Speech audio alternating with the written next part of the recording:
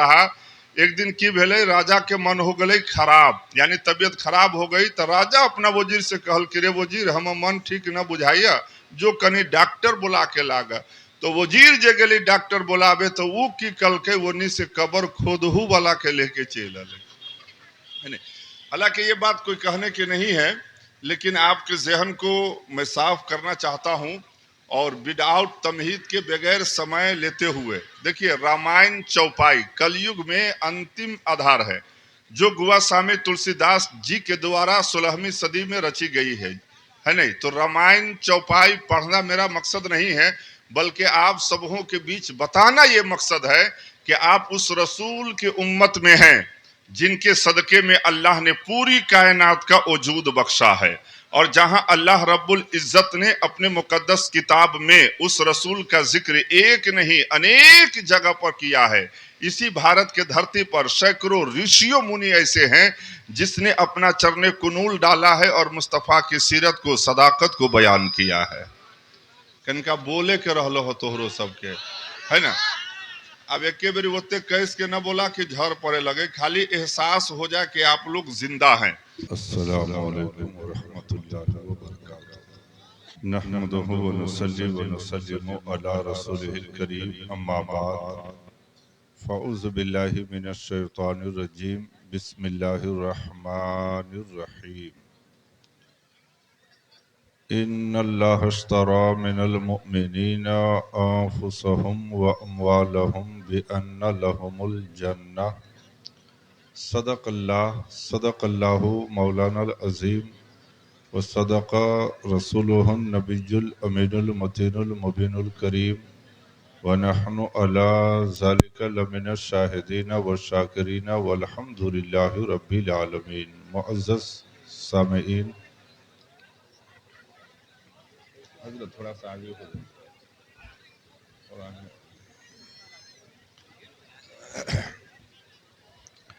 ऐसा है, आवाज साफ करो ना, एक को बंद करके माइक बिल्कुल प्लेन कर दो।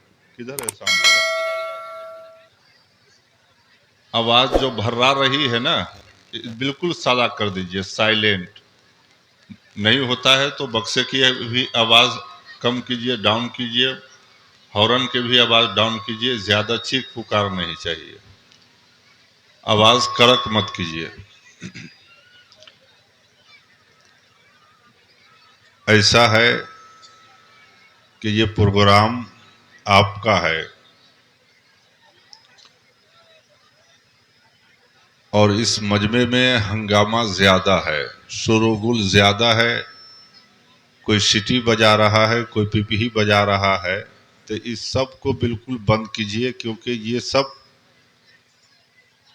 अच्छा नहीं लगता, आपको शोभा नहीं देता।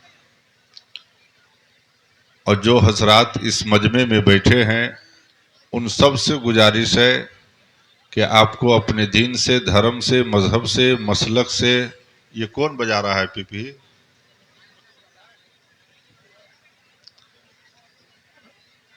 मतलब कोई आवाज नहीं लगाइए आप लोग। एक दफा मोहब्बत के साथ, अकीदत के साथ। ए बाबू, ए पहली बात तो आप ये तय कर लीजिए कि किसी भी आदमी को अब उठना नहीं है।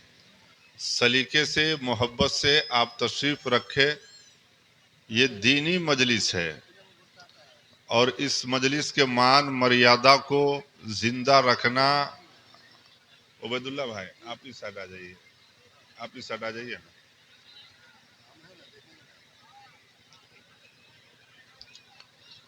आपकी पहली जवाबदेही और जिम्मेदारी है, ये रजवाड़ा मुसरनिया के गरीब गयूर मुसलमान बहुत ही खुलूस और मोहब्बत के साथ फैज़ान ताजुर शरिया कॉन्फ्रेंस मना रहे हैं। अगर इन लोगों से, इनकी मेहनत पर, इनकी काविश पर अगर आपको खुशी है तो अल्लाह के वास्ते आप इधर उधर मुंतशिर नहीं हुई। बहुत ही खुलूस के साथ आप तशरीफ़ रखें। मैं कोई ज़्यादा देर के खिताब भी नहीं करूँगा, थोड़ी देर ही सही, लेकिन सलीके से इज्जत के साथ एक दो बात मैं आपके बीच रखने का मैं प्रयास करूंगा। एक दफा खुलूस के साथ आप कह दीजिए सुबहान अल्लाह। आवाज में मिठास हो। ए बुआ ए बतियाला अला घरे से ना भाई, है नहीं, आप जलसा में बैठे हैं, आप भाईजान इधर रुक करके बैठिए, आपसे बोल रहा हूँ, आपसे, हाँ, है नहीं, जलसा ये नहीं ना हो जाए, मतलब क्या, तो उस वैसे मत बैठिए ना, घूम करके बैठिए ना। इस बच्चे को और आगे कीजिए। कोई एक आदमी जो पीपीही बेच रहा है ना, उसको वहां से भगाइए। तो जो पीपीही बेच रहा है उसको दूर कहिए बेचने के लिए, उसको वहां से हटवाइए। जो पीपीही बेच रहा है उसको यहां से हटवाइए। तो कोई रजाकार या हमारे कोई भी भाई है उसको यहां से जल्दी साइड कीजिए।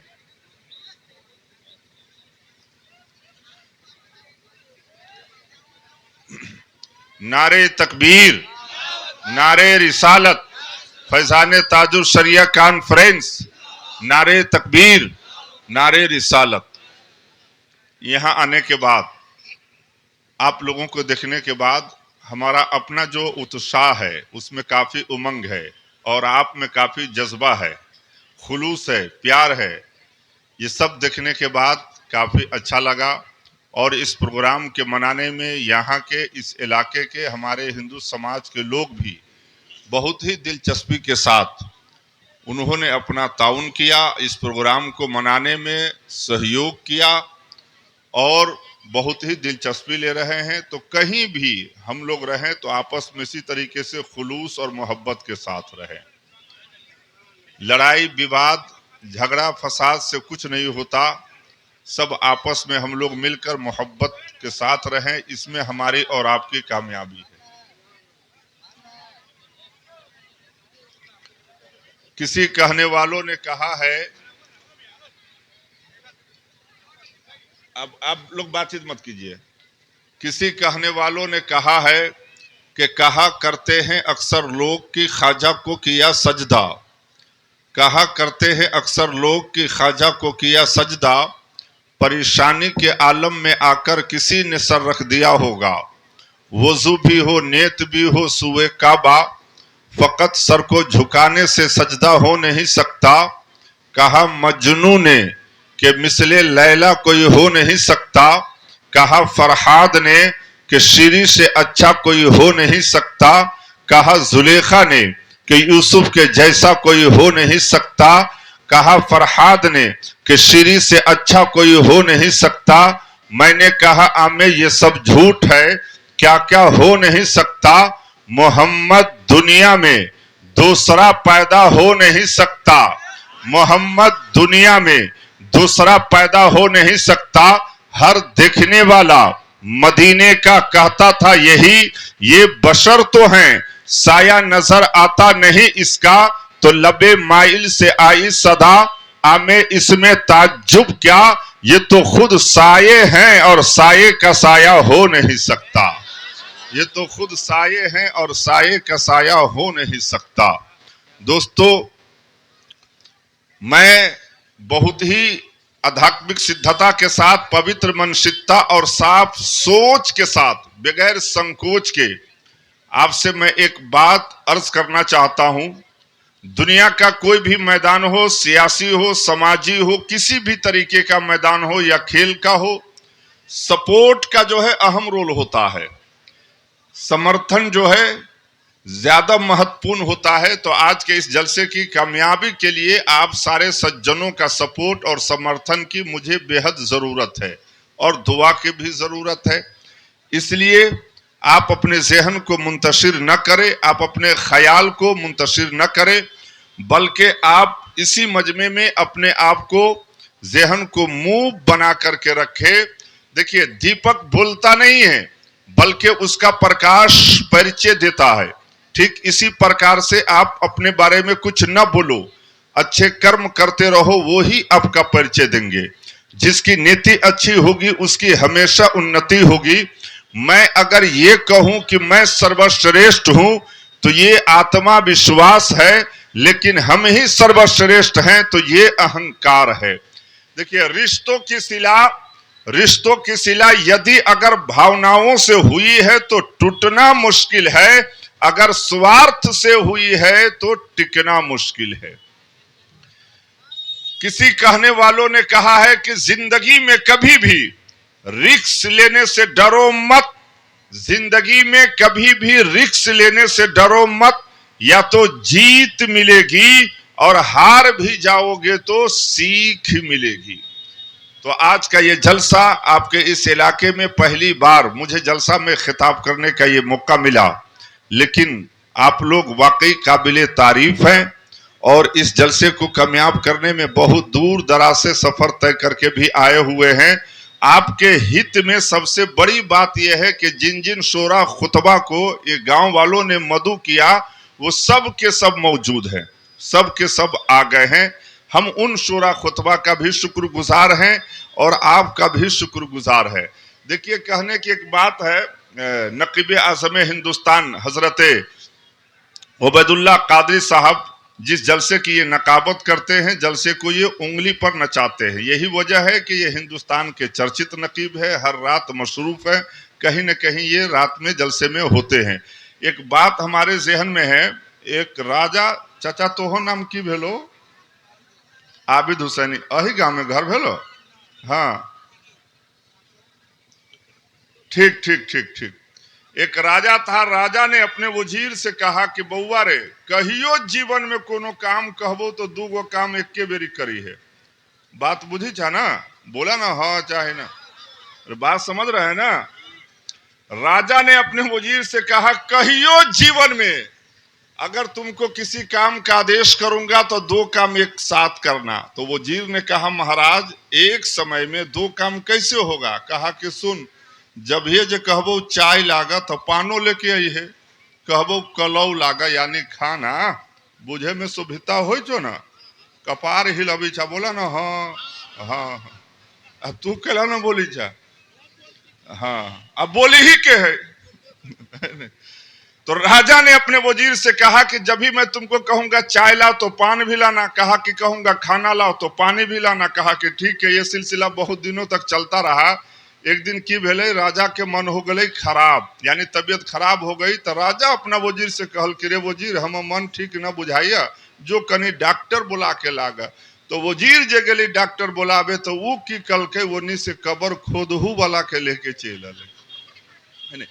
हालांकि ये बात कोई कहने की नहीं है, लेकिन आपके जहन को मैं साफ करना चाहता हूं और विदाउट तमहीद के बगैर समय लेते हुए। देखिए, रामायण चौपाई कलयुग में अंतिम आधार है, जो गोस्वामी तुलसीदास जी के द्वारा 16वीं सदी में रची गई है नहीं? तो रामायण चौपाई पढ़ना मेरा मकसद नहीं है, बल्कि आप सबों के बीच बताना ये मकसद है कि आप उस रसूल के उम्मत में हैं जिनके सदके में अल्लाह ने पूरी कायनात का वजूद बख्शा है।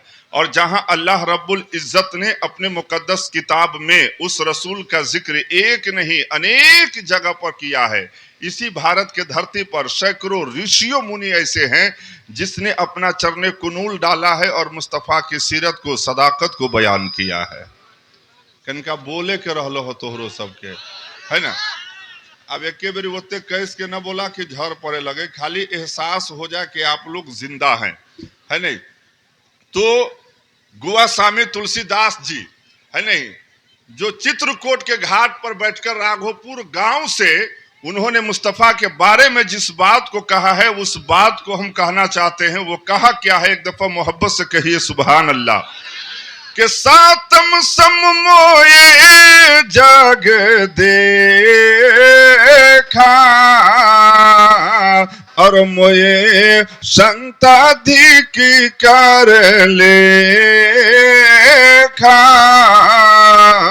उन्होंने साफ ये कहा, क्या कहा? कि सातम सब मोए जग देखा, मोए संत अधिक कर लेखा। कि मैंने अपनी सलाहियत के मुताबिक मैंने सातों आसमान कायनात के जगत को मैंने छान दिया। और मैंने एक एक लोगों से पूछा क्या तुमने देखा है? तो सबों को यही जवाब था कि जनाबे मोहम्मद जैसा मैंने किसी को नहीं देखा, है नहीं? की कहलके कि सातम सब मोये जग देखा, मोये संत अधिक कर लेखा, कि मैंने सातों आसमान का भ्रमण किया, कायनात का लोगों से मैंने पूछताछ किया, पड़ताल किया, लेकिन सबों ने ये कहा कि इस कायनात में सबसे सुंदर, अति उत्तम, सुंदर से सुशील यदि अगर कोई है तो उसका नाम मोहम्मदुर रसूलुल्लाह है नहीं? तो आप खुशनसीब हैं कि अली वाले भी हैं, वली वाले भी हैं, और उन्हीं के चाहने मानने वालों ने इतनी बड़ी कॉन्फ्रेंस जलसे का इंतखाब फरमाया, जिसमें हमारी और आप सबों की मौजूदगी है। दुआ है कि मौला ताला इस जलसे के इस कार्य खैर को, इस मजलिस नूर को अल्लाह अपनी बारगाह में कबूल फरमाए, और इस जलसे में जो हजरात ताउन किए हैं, जो न भी कर पाए हैं, मौला ताला उनकी भी मेहनत को कबूल फरमाए, और इस गांव में जमीनी आसमानी बलाओं को अल्लाह इस मजलिस नूर के सदके अल्लाह जो है दूर फरमा दे। मजलिस में शरीक हुए लोगों के सर पर यदि अगर कर्ज है तो मौला ताला उन सबों की कर्ज की अदायगी फरमा दे। देखिए, एक बात जहन में आ गई है, रामायण चौपाई ही मैं स्पेशल पढ़ूंगा, लेकिन एक बात मैं अर्ज कर रहा हूं बैदुल्ला भाई। देखिए, दुनिया में बहुत से ऐसे लोग हैं जिनसे हमारी आपकी कोई बिरादरी, कोई ताल्लुकात, कोई जानी पहचानी नहीं है, लेकिन फिर भी हम लोग उनका नाम लेते हैं। लेते कि ना लेते हैं? वो पलिया वाला भाई केकरा से बतियाई छे, बोनी घरे से सोच के अल्लाह दिन फैलाएंगे, यहाँ बदन फैला रहे हैं, तो ठीक बात है?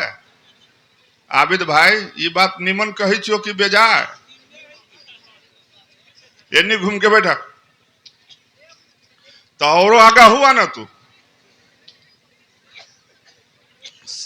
एक आखिरी बात आप समाप्त कीजिए। देखिए, प्रोग्राम तकरीर जो है ना, आदमी के मिजाज के ऊपर डिपेंड करता है। इस दुनिया में बहुत से ऐसे लोग हैं जिनसे हमारे आपके कोई ताल्लुकात नहीं है, लेकिन हम लोग उनका नाम लेते हैं। जैसे नौशेरवा का नाम लेते, फिरदौसी का नाम लेते, सादी का नाम लेते। क्यों नाम लेते हैं? उनके इल्म हिकमत के बुनियाद पर। हम उबैदुल्ला कादरी का भी नाम लेते हैं। क्यों? ये अच्छी नकाबत करते हैं। हम हजरत अल्लामा अजमतुल्लाह कादरी का भी नाम लेते हैं। क्यों? ये अच्छी तकरीर भी करते हैं और लिल बेनात, मतलब लड़कियों का मदरसा भी चलाते हैं, है नहीं? हम आपकी भी तारीफ करते हैं, तायद करते हैं, लेकिन ये हकीकत है, आपके अंदर या मेरे अंदर जो कमाल, जो खुसूसियात पाए जाते हैं, ये सब कामिल नहीं है, नाकिस हैं। लेकिन जिस रसूल का हम लोग कलमा पढ़ते हैं, उनके अंदर जो भी कमाल पाए जाते हैं, वो सब के सब कामिल है, वो सब के सब कामिल है। आपने हातिम ताई का तो नाम सुना होगा ना, है नहीं? गतिया खोला ना, गतिया है नहीं? हातिम ताई का नाम सुने हैं कि नहीं सुने हैं आप लोग? हमारे घर में आपके अंदर कई दरवाजे होते हैं, एक या दो आने जाने के लिए, यही है ना? लेकिन हातिम ताई के घर में 8 दरवाजा, और मालूम है वो 8 दरवाजे से होता क्या था? उसके दरवाजे पे जब भी कोई सायल, कोई फकीर आता था, उसको भीख दिया जाता था। एक दिन की भेले, हातिम ताई के घर एक फकीर की कलकई झोला लेकर पहुंच गया। फकीर की जो आदत होती है सदा लगाना, आवाज देना, वो आवाज देता है, और हातिम ताई भी घर पे मौजूद है। तो हातिम ताई के दरवाजे पे फकीर पहुंचा, तो हातिम ताई की कल के ना इजरी से अपना खजाना में से धन लेके उस फकीर को झोला में दे दिया। एगो बात ई बतावा, हमरा यहाँ या तोरा यहाँ कोई फकीर अभी छी तो भीख दे दे छू तो वही अने रही छो कि चल जाई छो? अब बोला ना तू सब, है ना? चला जाता है ना। लेकिन वो फकीर जो है ना, बतिया ना तू सब, तो पीछे होके बतिया ना। जब वो फकीर को भीख मिल जाता है तो फकीर करता क्या है? झोला लेकर के अब दूसरे दरवाजे पे जाता है। दूसरे दरवाजे पे भी भीख मिल गया, तो फिर झोला लेकर तीसरे दरवाजे पे पहुंचा, तो हातिम ताई भी पहचान गया कि यही फकीर है जो बार बार आ रहा है, और फकीर भी जान गया कि यही हातिम ताई है जो बार बार दे रहा है।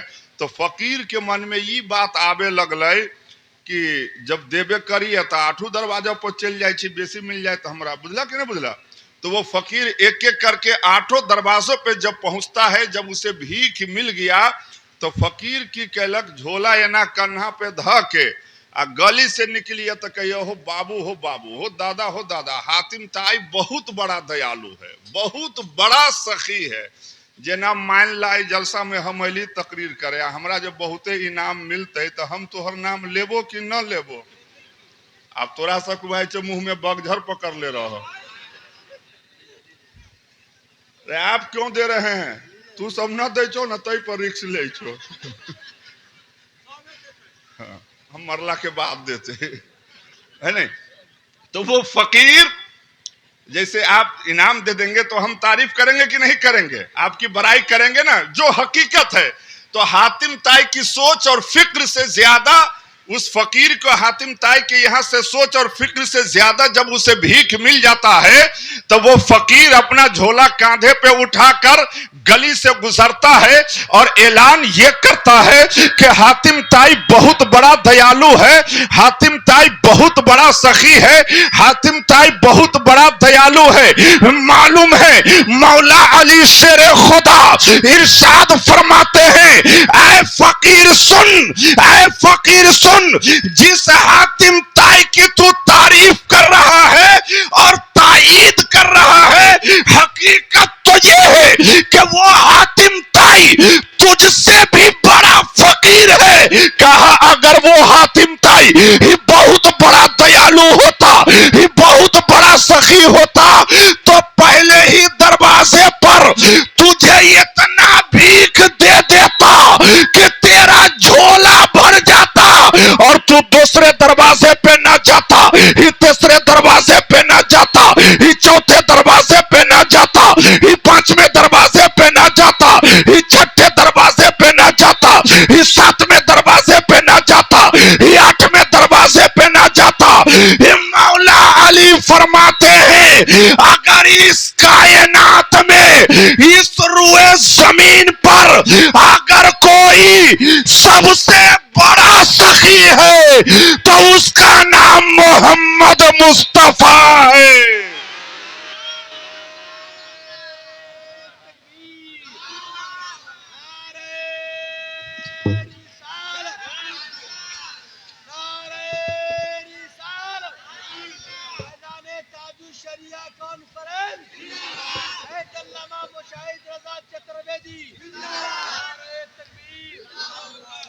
मौला अली फरमाते हैं कि तुझे ये ना,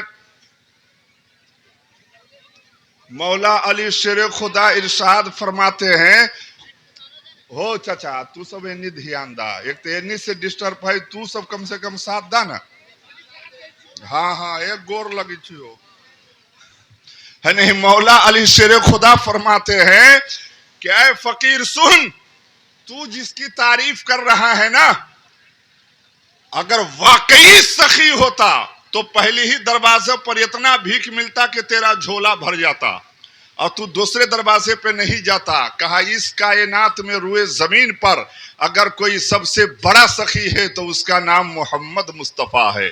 तभी तो बरेली के सरकार आला हजरत इरशाद फरमाते हैं, हबीबी या रसूल अल्लाह के हाथ जिस समत उठा गनी कर दिया, हाथ जिस समत उठा गनी कर दिया, मौजे बहरे सखावत पे लाखों सलाम। और आला हजरत इरशाद फरमाते हैं, हबीबी या रसूल अल्लाह कि कौन देता है देने को मुंह चाहिए, देने वाला है सच्चा हमारा नबी। किसी कहने वालों ने कहा है कि है दो जहां में सखावतों का चर्चा, देते हैं साहिलों को हद तलब से वाला, और आया जो भीख लेने उनकी गली में मंगता, दामन को अपने भर कर कहता हुआ ये लौटा कि मेरे करीम से अगर कतरा किसी ने मांगा, मेरे करीम से अगर कतरा किसी ने मांगा, दरिया बहा दिए हैं दुर्बे बहा दिए है नहीं। अब एक बात मैं आपसे और अर्ज करना चाहता हूं, वो बात यह है कि हम लोग इस बात पर यकीन रखते हैं कि अगर रसूल चाह दे तो इस मजलिस में आ जाएं, है नहीं, ये उनके अख्तियार की बात है। और हम लोग नबी पर दुरूद और सलाम पढ़ते हैं तो ये ईमान है कि मुस्तफ़ा सुनते हैं, है नहीं। तो दुनिया में ऐसे भी लोग हैं जो मुस्तफ़ा के बागी है, कलमा तो पढ़ते हैं लेकिन विरोध भी करते हैं, तो उनकर सबका कहनाम की है यहनो कहीं भेलिए रे, बुलवैया से सलाम पढ़ भी तो तोहर बोली ए ए हमरा बुझाइए तोरा काल मडराई छो, बुझले कि ना।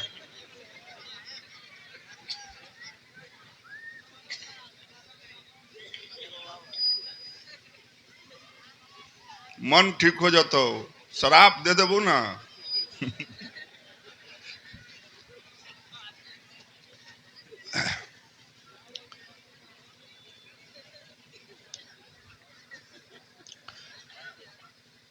इस बात पर जो मुस्तफा के विरोधी है उस सब का कहना मेरे मुसरनिया के मस्जिद में 5-5 6-6 को हॉर्न लागल है तो अजान के आवाज तो पूरा गांव में सुनेबे न करिय।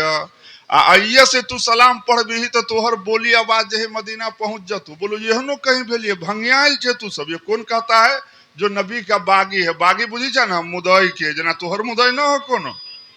अब न बोली जा भैया, अरे किसका दुश्मन हासिद बागी नहीं है कि नहीं?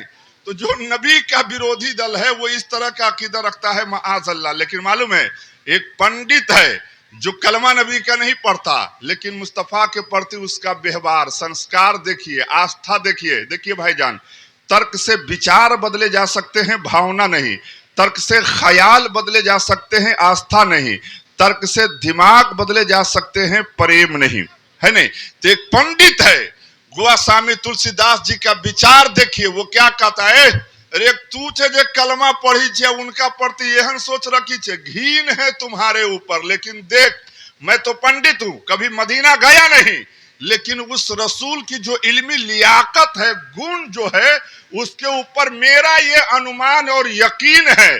तो गोस्वामी क्या है, डंके के चोट पर बेसाख्ता मचल कर राघोपुर गांव चित्रकूट के घाट पर बैठ के वो कहता क्या है? मोहब्बत से कहिए सुभान अल्लाह।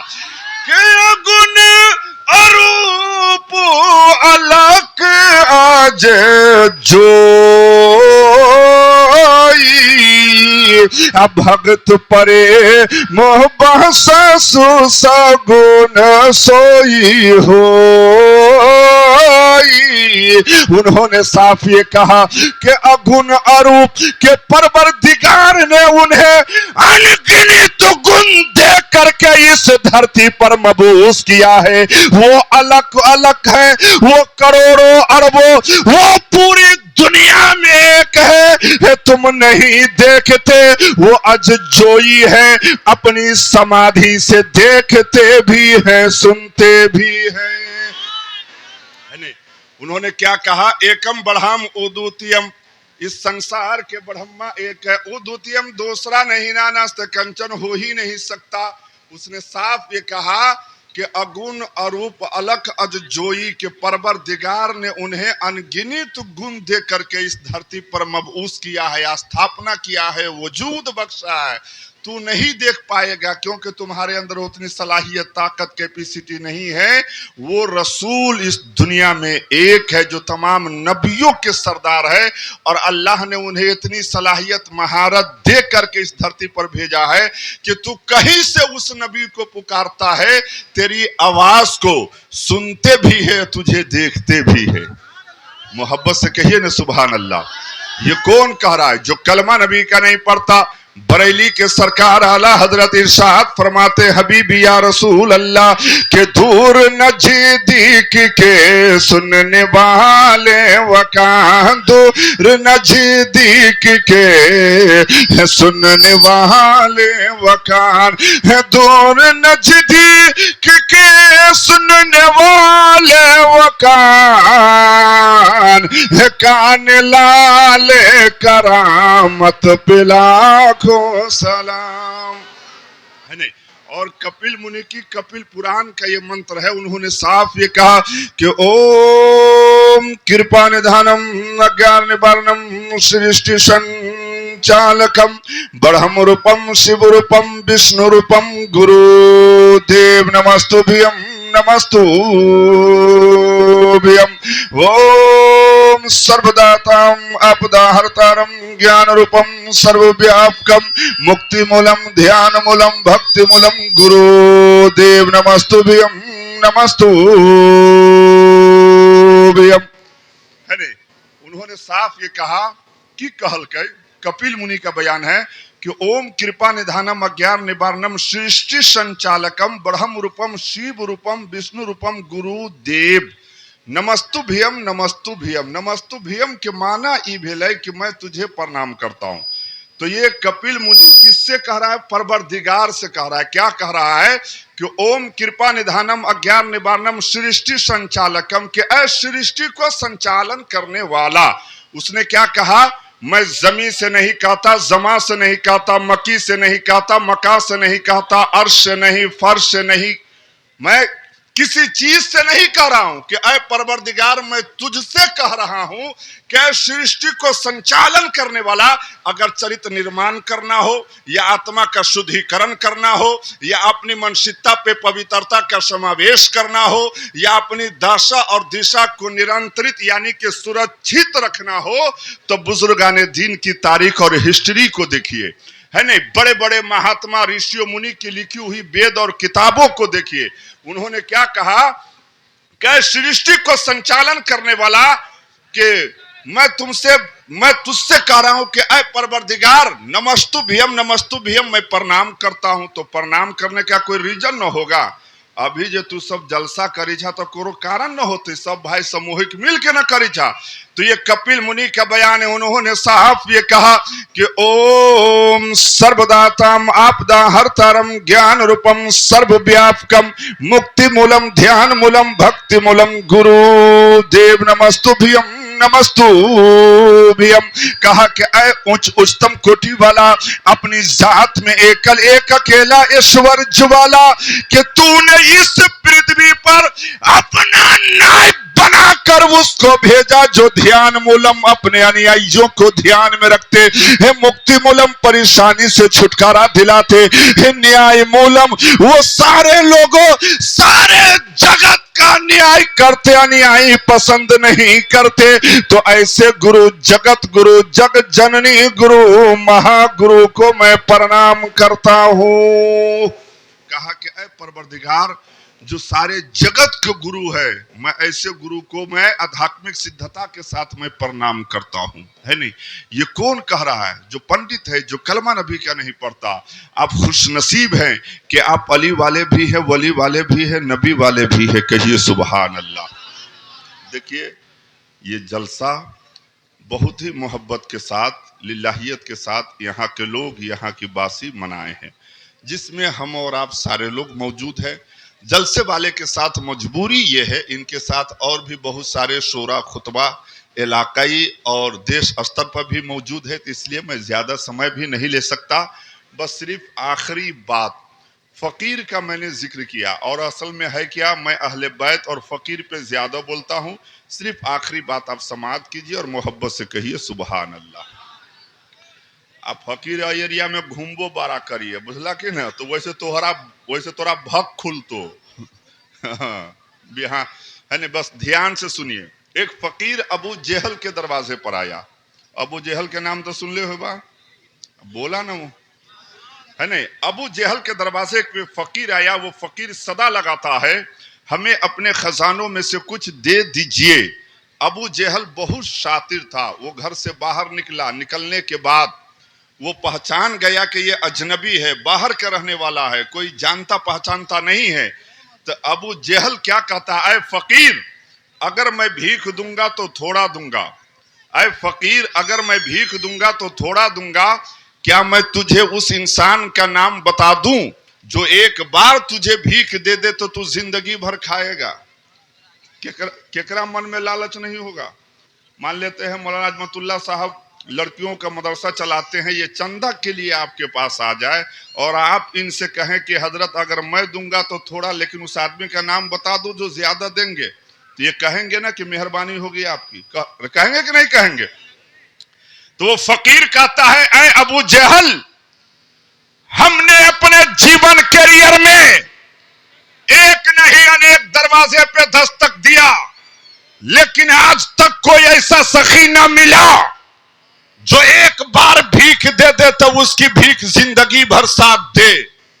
कहा, ऐ अबू जेहल अगर वाकई ऐसे लोग इस दुनिया में हैं तो तुम दो या मत दो, लेकिन उस सखी का पता जरूर बता दो। तो अबू जेहल कहता है बैठ, मैं नाम भी बताऊंगा, पता भी बताऊंगा, लेकिन हमारी कुछ शर्तें हैं। कहा मैं तमाम शर्तें मानने को तैयार हूं। तो कहा कि सुन, तुम जा मक्का, और मक्का में किसी और के दरवाजे पे मत जाना, जाना तो मौला अली के दरवाजे पे जाना, और मेरा नाम नहीं कहना। कहा कि ठीक है, नहीं कहूंगा। वो फकीर, एक जुमले में बात फाइनल कर रहा हूं, वो फकीर मौला अली के दरवाजे पे पहुंचता है, सदा लगाता है, आवाज देता है। मौला अली घर से बाहर निकलते हैं। आप फरमाते हैं, ए फकीर, अगर भीख लेना ही था तो इस मक्का में, इस आबादी में एक से एक साहिब सरवत है, दौलतमंद है, आप उनके घर जाते हैं, मेरे ही दरवाजे पे क्यों? वो फकीर कहा, हजरत मैं आपके दरवाजे पर आया हूं और यहीं से भीख लेकर के जाऊंगा। तो मौला अली फरमाते हैं कि ऐ फकीर, तुमको अबू जेहल ने भेजा है। मौला अली फरमाते हैं कि तुमको अबू जेहल ने भेजा है। तो अब फकीर हैरान हो गया कि जिस समय मेरी वार्तालाप हो रही थी, यानी बातचीत हो रही थी अबू जेहल से, तो वहां पर तीसरा कोई नहीं था, मैं था या अबू जेहल था। तो फकीर का ज़हन ये पुकार बैठा कि जो व्यक्ति इस बात को जान सकता है, वाकई अगर भीख दे दे तो बंदा जिंदगी भर खा सकता है। कहा कि जी हजरत, मुझे अबू जेहल ने भेजा है। अब वो फकीर कहता है कि हजरत देर न करो, आप हमें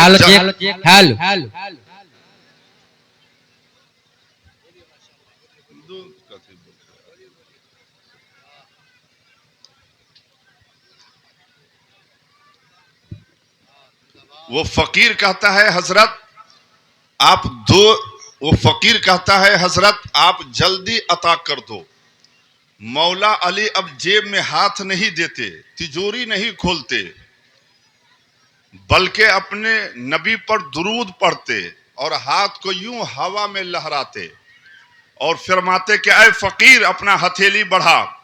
जब वो अपना हथेली बढ़ा देता है तो आप फरमाते हैं कि अपना हथेली बढ़ा। जब हाथ बढ़ाता है ना, तो मौला अली अपने मुट्ठी को बंद करके उसके मुट्ठी में यूं बंद कर देते और आप फरमाते हैं कि ऐ फकीर, जा, मैंने तुझे भीख दे दिया है। लेकिन मालूम है, जब वो फकीर चला है तो मौला अली फरमाते हैं, ऐ फकीर, घर बाद में जाना, तुम इधर उधर मत जा, पहले अबू जेहल के यहां जा, और इस मुट्ठी को पहले न तुम देखना, न किसी को दिखाना तो सबसे पहले अबू जेहल को दिखाना। और उधर अबू जेहल अपने तमाम साथियों के साथ बैठा है। तो वो अबू जेहल अपने साथियों में कहता है कि जब ये गया था तो हाथ हिलाते हुए गया था, और आ रहा है तो मुट्ठी बंद करके आ रहा है नहीं। अबू जेहल की जहालत ये सोच रही थी कि पता नहीं ये क्या पा गया होगा जिससे जिंदगी भर खाएगा। मालूम है, अबू जेहल दौड़कर घबराकर आना चाहा तो वो फकीर कहता है, अरे अबू जेहल रुक जा, यहां आदेश पारित ये हुआ है कि पहले न मैं देखूंगा न मैं किसी को दिखाऊंगा, दिखाना तो पहले अबू जेहल को दिखाना। मालूम है, हमने उलमा से सुना है, हमने किताबों में पढ़ा है, जब अबू जेहल के सामने वो मुट्ठी को खोल देता है तो अबू जेहल की आंख खुली की खुली रह जाती है। अबू जेहल जो है महवे हैरत हो जाता है और कहता है, ऐ मेरे साथियों, हे मौला अली ने इस मोती को किस समंदर की तह से निकाला होगा, किस जौहरी बाजार से मंगाया होगा। तो वो फकीर जो है ताल ठोक के कहता है, ऐ अबू जेहल, अगर पूछना है तो मुझसे पूछो, मौला अली ने इस मोती को किसी समंदर की तह से नहीं निकाला है, किसी जौहरी बाजार से नहीं मंगाया है, किसी पाताल से नहीं हासिल किया है, किसी बाजार से नहीं हासिल किया है, बल्कि मौला अली ने अपने नबी पर दुरूद पढ़ करके दम कर दिया है। और अल्लाह ने हीरे में तब्दील कर दिया है, अल्लाह ने हीरे में तब्दील कर दिया है। अब बिला तस्बीह मुशाहिद रजा को अर्ज कर लेने दिया जाए, ऐ मुसरनिया के गरीब गयूर सुन्नी मुसलमानों, ऐ मेरे नबी के कलमा पढ़ने वालों, ऐ ताजु शरिया के शहदाइयों, ऐ हनीफे मिल्लत के अकीदतमंदों, ऐ आला हजरत के चाहने वालों, मालूम है आपको मौला अली शेर खुदा ये कोई नबी नहीं है, ये रसूल नहीं है, ये पैगंबर नहीं है, बल्कि मौला अली शेर खुदा नबी के बारगाह का फैज याफ्ता गुलाम है।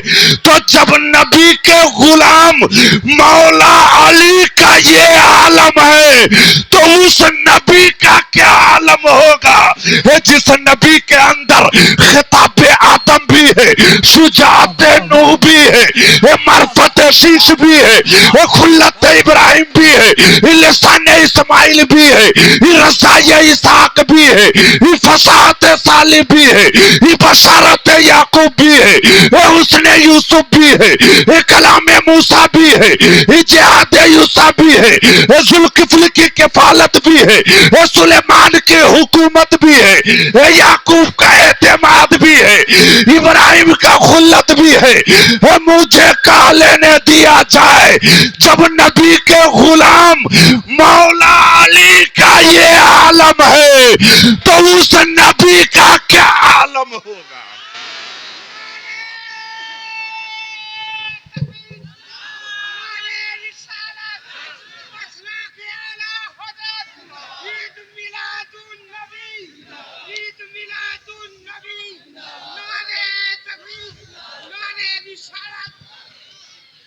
किसी कहने वालों ने कहा है कि जब उनके गदा भर देते हैं शाहाने जमाना की झोली, मोहताज का जब ये आलम है तो मुख्तार का आलम क्या होगा।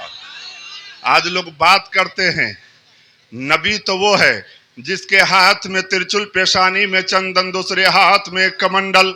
किताब रामचरितमानस के पेज नंबर 105 दोहा नंबर 592 मुस्तफ़ा के शान में गुआ सामी का ये विचार है। मोहब्बत से कहिए सुभान अल्लाह। कि अमना पुत्र जन्म सोने का और गुरु ब्रह्मानंद समाना। उन्होंने साफ ये कहा कि आमना पुत्र जन्म सोने का ना, कि सर जमीन अरब पर जनाब अब्दुल्ला के घराने में आमना जी की पवित्र कोख से एक ऐसा पुत्र जन्म लिया जो पूरी दुनिया का गुरु है ना।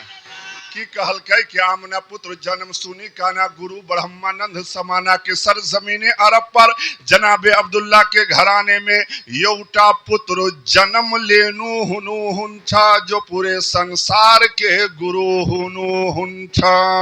तो पहले बुझनुस हुंछा है नहीं। दोस्तों मेरे साथ समय का अभाव है, इंशाअल्लाहुल अजीज कभी मौका एक न्योता आप लोगों को दे रहा हूं। मेरा घर गुलाबपुर सिसवा कटैया 16 शाबान यानी सुबरात आई है तब बिहान खाली परसों होके हनीफे मिल्लत जो ताजुल शरिया के अव्वल खलीफा हैं उनका उर्स लगता है।